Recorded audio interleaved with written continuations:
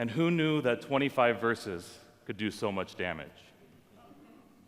Because this passage, so if you listen carefully, here's what the passage is telling us. Onesimus was a slave, and he ran away. And likely he stole from his masters before he ran away. And at some point in his traveling, he ran across St. Paul, who converted him to Christianity. And Onesimus worked with Paul and helped spread the gospel and did good work. And then Paul asked him to do something hard.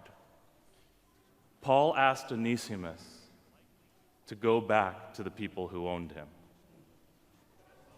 He gave him this letter and said, go back to those people who you ran away from.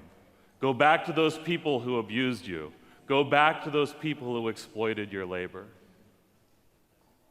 And what does Paul hope? Paul says, you'll ask Philemon to treat this man, Onesimus, like a brother in Christ rather than a slave. And how brave does Onesimus have to be to actually follow this order? To go back to the people who abused him, exploited his labor, and Paul is telling him, as a Christian, it is your duty to go back. And for hundreds of years, this passage in the Bible was used to explain, oh, St. Paul was in favor of slavery. And more than that, if a slave should manage to escape the South and get up north, that St. Paul says that slave should be sent back. 25 verses that caused thousands upon thousands of people pain, loss, and suffering. But I think Paul is getting at something greater here. Paul knows he can't just wave a magic wand and get rid of slavery in the Roman Empire. You know, many people think, oh, Paul's approved of slavery, or that Paul was a man of his times and didn't know any better. But I think we need to give Paul a little bit more credit than that. Paul knew that from his jail cell, likely only a few months from being executed himself, he's not going to change the Roman Empire. He's not going to change the practice of slavery. So what does he ask to do? He asks two people to take big risks. He asks Onesimus to go back to the people who enslaved him and hope through God and through the Spirit of Jesus that something will change. And Paul sends this letter to Philemon with hope that somehow a change of heart will occur in the owner as well, that he'll realize that this practice, that the way he treated Onesimus was wrong, and that he needs to welcome him not as master and slave, but as two brothers in Christ. Paul is asking for a tremendous leap of faith, a leap of faith from both sides, so that both will feel accepted, both will feel loved, and both will feel brave enough to be an example for others of how peace begins, of how reconciliation can happen, and how forgiveness lays the way for peace. So a few weeks ago, I got a text message from Father Aidan saying, well, when are you coming to St. Columba's? And I said, how about Labor Day weekend? And he said, great. Little did I know that these were the readings for this weekend. Slavery and hating your mother and father. Like, I can see why he was quick to pass the buck. And praying with these readings, like, why, God, why did I get these readings? And then during the week, something extraordinary happened. For those of you who don't know me, I'm a Jesuit priest. And this week, the flagship Jesuit university in this country, Georgetown, admitted to its legacy of slavery itself and started to make reparations to the people to the families.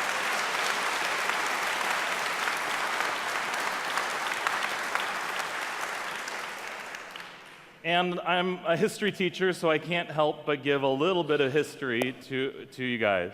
Georgetown started in the 1700s, and it started as a university for Catholics. And in this country at that time, Catholics were not particularly welcome most places.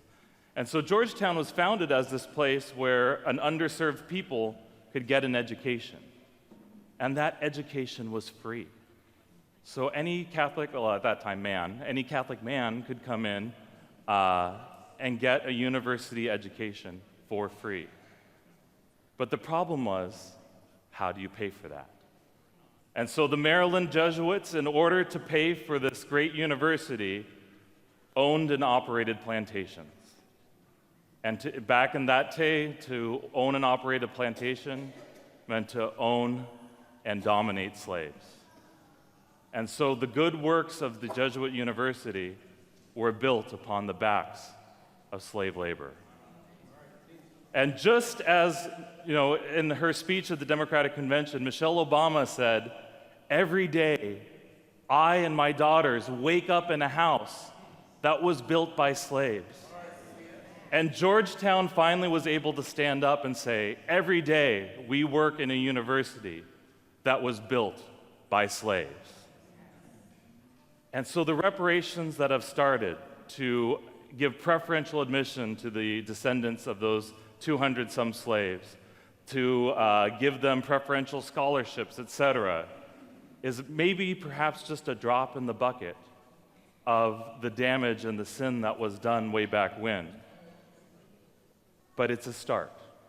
It's a place to start the conversation.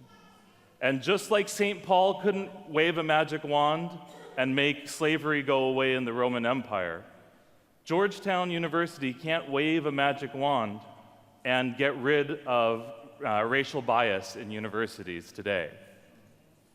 Persistent racism is at every level of education. And Georgetown can't change it all, but they can start. And hopefully, through this process, we have started. I have a friend who's a history professor. He wrote his dissertation on the Jesuit slaveholdings of the Maryland province. He did all this research, presented all this evidence in 2001.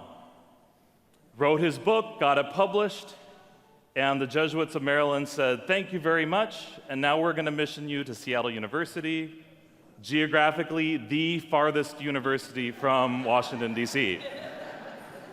In 2001, they weren't ready to hear Father Murphy's message and say, "We have built this legacy on the back of slaves."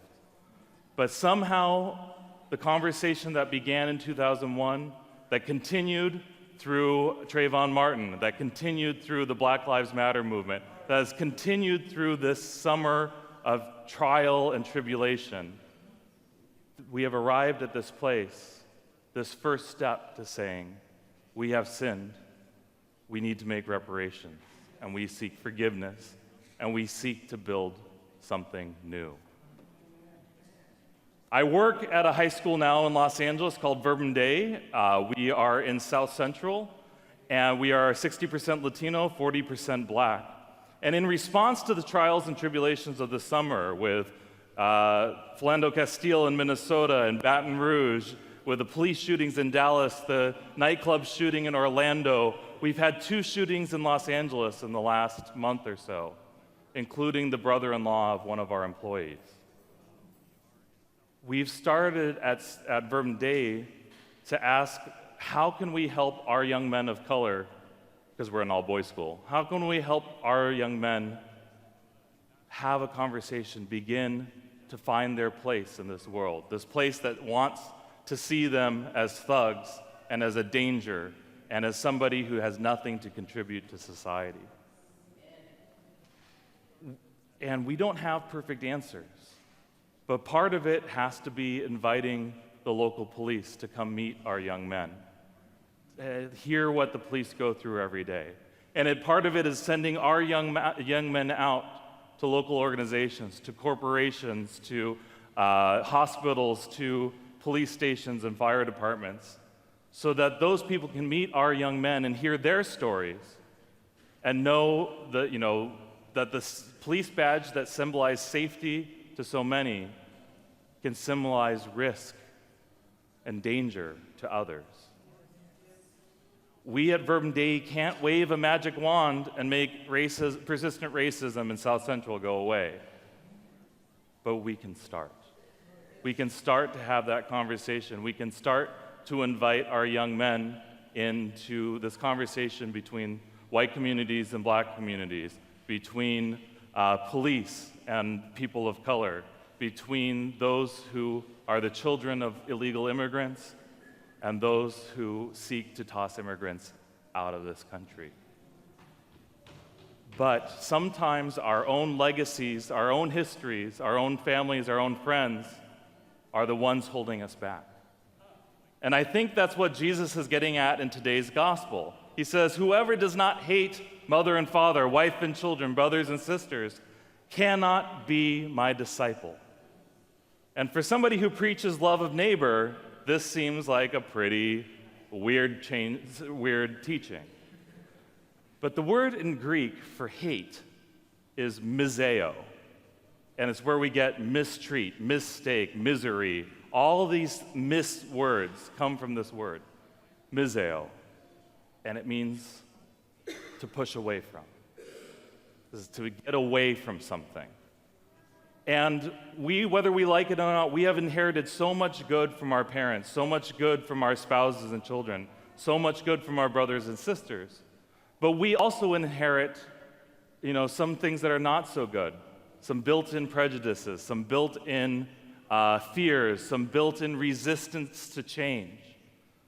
And I think Jesus is saying, if you cling on to those old fears, those old resentments, that old history, you cannot be my disciple. If you refuse to grow, if you refuse to change, you cannot be my disciple. Unless you push away from the old things that are tying you down, that are bundling our country up in racism, sexism, discrimination against LGBT communities. Unless we push away from those old anchors, we can't sail into a new tomorrow. So, brothers and sisters, we live in communities where we have legitimate gripes and legitimate complaints and legitimate anger about what is going on. But none of us in this room can wave a magic wand and make persistent racism go away, can make corruption in police departments go away, can make the government at any level work better. But what can we do? We can start a conversation. We can reach out. We can talk to the local cop on our block and reach out a hand of friendship. We can talk to people who have discriminated against us at our workplaces and our communities and say, I'm still here. You are my brother or sister in Christ. And let's have a conversation. None of us can wave that magic wand and make the past go away. But we can take first steps. We have to take first steps. And so our prayer today can and must be, let there be peace on earth, and let it begin with me.